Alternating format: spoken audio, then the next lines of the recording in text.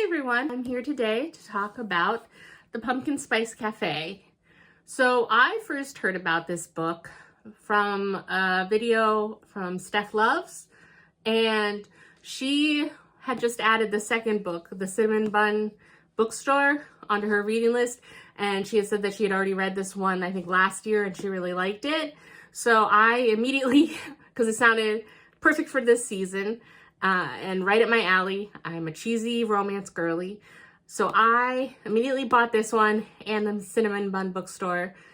And as I got them in the mail and added them to my little pile of books to read this season, I started hearing more and more people read this.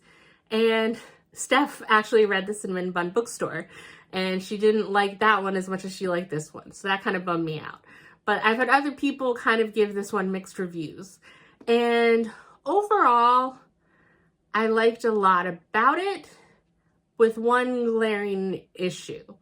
So basically, to start off with, this book is about Jeannie, and she studied business in college just because she basically didn't know what else to do.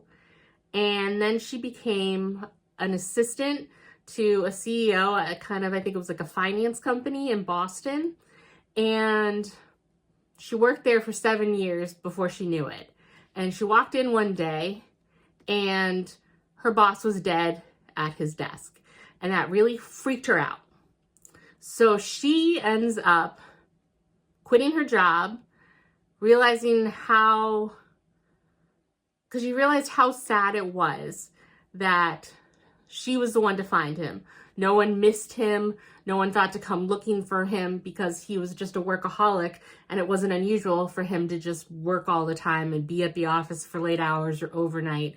And how much, because he worked all the time, how much work consumed her life, and how she had let friendships slide, how she didn't always talk to her family or follow up as much as she could, and how isolated she's became, and she didn't want his life for her. So she quit her job, packed up, and moved to Dream Harbor and took over the Pumpkin Spice Cafe that her aunt, I don't know if it was a great aunt or aunt, just as aunt, her Aunt Dot had, because Aunt Dot wanted to retire. So this town almost reminded me of Stars Hollow from Gilmore Girls, because it's full of quirky characters and everybody is all up in everybody's business. And so she's in the new girl in town, and she's having trouble. She's closed the cafe for about a week to get settled and get used to things. And she's plagued at night by hearing noises. And she's very high strung and imaginative. So her first thought is ghosts. And so she meets the love interest, Logan, because he works at a produce farm. He was dropping off produce early one morning, and she basically opens the door ready to swing a bat at him, claiming that she was trying to murder her. And it kind of goes from there.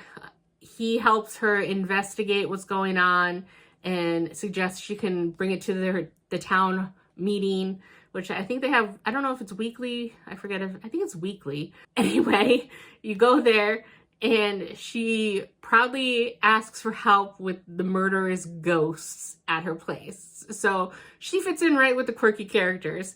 And then the mayor, who kind of claims to have prophetic dreams, says that Logan should help her by having a stakeout and that they can figure it out together. And so they're kind of tied in together. So that's kind of her side of the thing. And there's a book club that reads basically like raunchy books all the time, and they meet every Wednesday in her cafe, and she's warned to stay away from them because they want to set her up and get up all in her business, and upon first meeting they'll want to know everything about her. And Logan, on his side of things, he had an unfortunate past. He was basically raised by his grandparents here in Dream Harbor, and because of that, a lot of people kind of took him under their wing and were interested in his life and basically kind of meddlesome in his mind.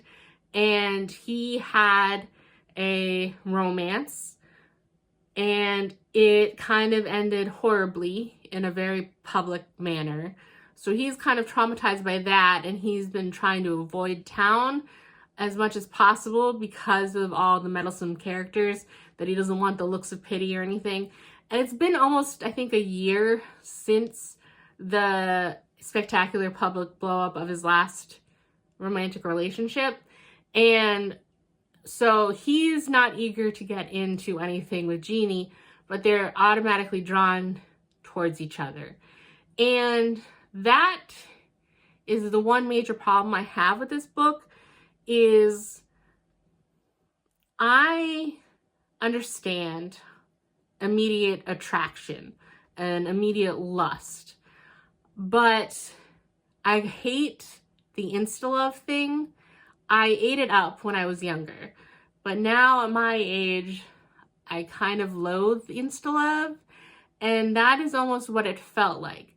And I felt frustrated by it because the book does do well at putting them together in so many different situations, and you could see the bond growing, but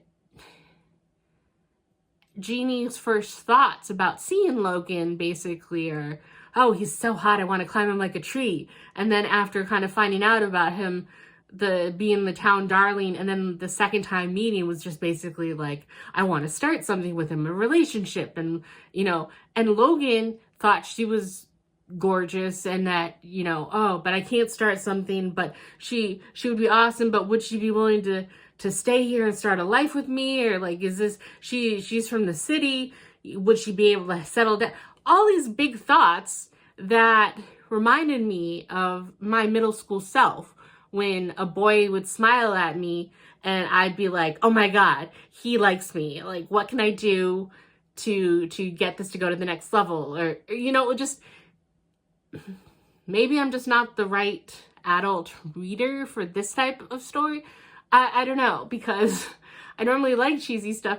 And like I said, I can understand if it's something like a one-night stand, or they're friends with benefits and then they come to have romantic feelings for each other, or if they're instantly attracted, like, oh, he is a cute, hot farmer, and then they spend more and more time, and she's like, oh no, this is worse than I thought it was. Like, I really, really like him. It's not just physical. But it's almost like they're all in from instantly meeting each other. And it makes it more frustrating when they keep, with their insecurities, creating their own roadblocks for the relationship when they both have these thoughts. And so there were situations with miscommunication. And, Jeannie, after Boston, she keeps talking about how she doesn't want to be a high-strung, anxious person that can't have any control over her thoughts and her wild flights of fancy, even though she didn't do a good job of hiding that when she claims at the public town meeting that she wants help with the ghosts. But she's insistent on being a new Jeannie here in the town. And so she doesn't voice things sometimes because that's not what the new Jeannie would do. And I just wanted to reach in the book and just smack her about that, because especially when there was some serious actual issues there, and because stuff happens, I don't want to give away the entire plot of the book, but things start to go wrong in her cafe, and so there are some serious things that happen. And Logan has said, if anything happens, tell me. And she doesn't. And I'm just like, really? Really? You told him about your concerns of ghosts. And then when tangible stuff happens, you say nothing? Okay. So overall, like I said, I liked a lot of it. I'll give it a 3.5. It didn't live up to everything I'd hoped it would be. I hope the Cinnamon Bun bookstore is better. but if it's along the same lines, then I'll probably not pick up the next two books. I know there's supposed to be a Christmas one that's out or coming out before this holiday season. I don't remember what it's called. And then another one coming out next spring. If the Cinnamon Bun Bookstore is along the same lines as this, then I'll probably just leave it at that and not pick up the next two. But I liked a lot of the characters. I love her Aunt Dot. I love actually the bookstore members. I love Logan's grandmother. And I love the two girl best friends that Logan has that become pretty good friends to Jeannie. And I love the wacky mayor. I love how involved they are with the different festivals in the fall season and the Halloween. The Halloween costume contest was kind of a high point for me in this book. And just, there's a lot of things that I love about the book. And I wish there wasn't the insta-love trope, because even if there was the kind of slight miscommunication that at this point a lot of people dislike in romance situations and books, I would have even tolerated that better if it wasn't so insta-lovey.